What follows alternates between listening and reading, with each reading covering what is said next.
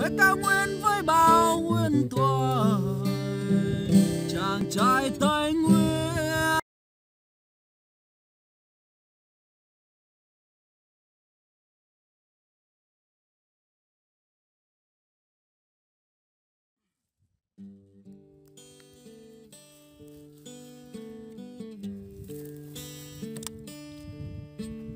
Ơi ngọn núi trên cao gọi gió xuân sao thênh thang đại ngàn,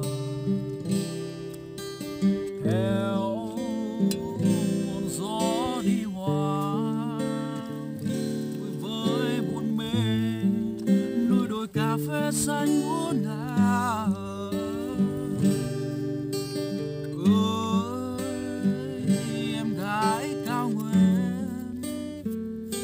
Nắng trên vai, đôi mắt sáng sáng hơn sao trời.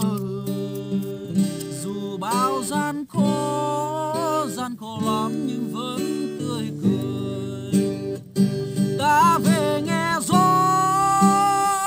hát ca bên ta, hướng về nơi ấy thanh thang đại ngàn.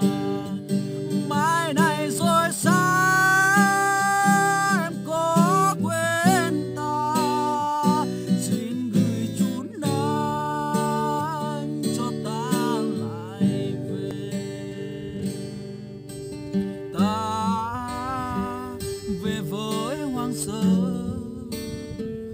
về giữa không gian bao la tình người,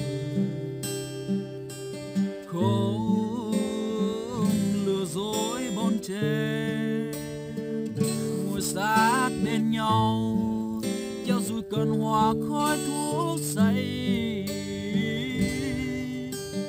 Nghe lời gió ngân nga